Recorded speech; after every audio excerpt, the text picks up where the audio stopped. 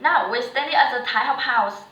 To know more about this university, please come to the fifth object to discover the interesting thing of the famous site.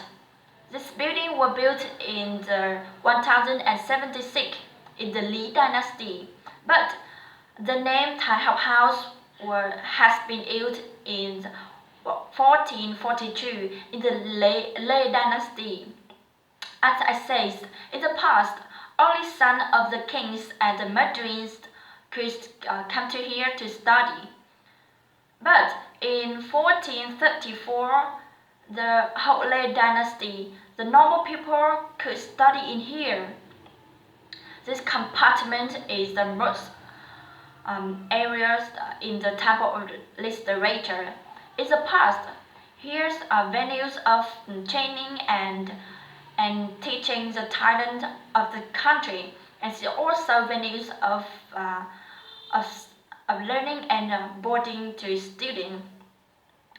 The great national exam will take place right here, and the students lived and studied here for a couple years before the final exams, and every day they were wakened early in the morning by the bell, and they spent a whole day for study the Confucian's classes, philosophy, history, literature, and politics. And they have to learn by heart the Vietnamese and Chinese history. They also learn how to compose the poem, prepare documents such as the royal edict, speech, Mandarin's report, essay, and analysis. The back house is a two-floor wooden building. In the middle of the first floor is a place to worship the teacher Chu Van An. He's ill to be the talent and virtue teacher in Vietnam, and after his death, his was worshipped in there. Chu Van An was lived in the 13th century. He was well known as the most famous Confucian teacher, and after earning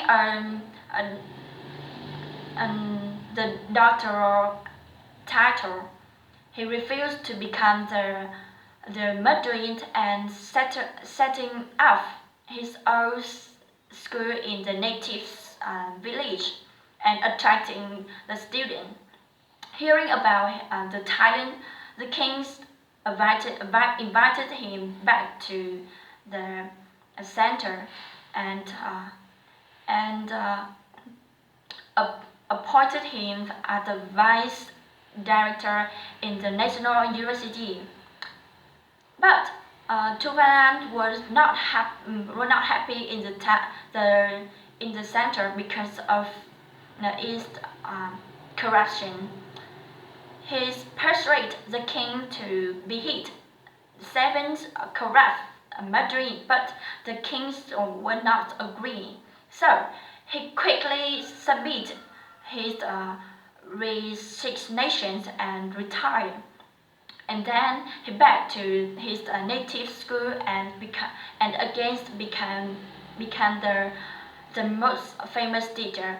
A lot of his disciples work in the royal court and had the higher position, the top positions.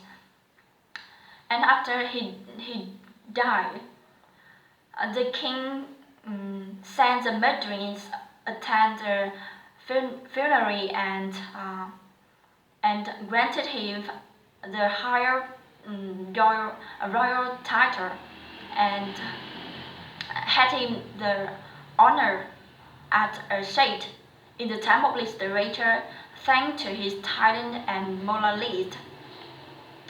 And the second floor has 3 altars of the 3 kings who had a great contribution rendered for this complex.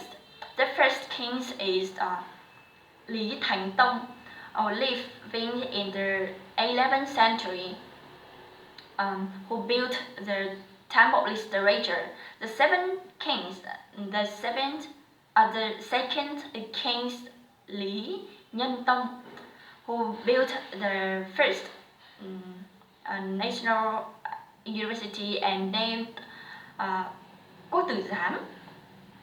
The third is King Lê Thánh Tông, who built the first stelae in the Temple of Literature. And two sides are the big bell and big drum. According to the architecture ancient, the bell is always in the left, and the drum is always in the right. And the bell and the drum is for the alarm and show the time in the dailies. And it's also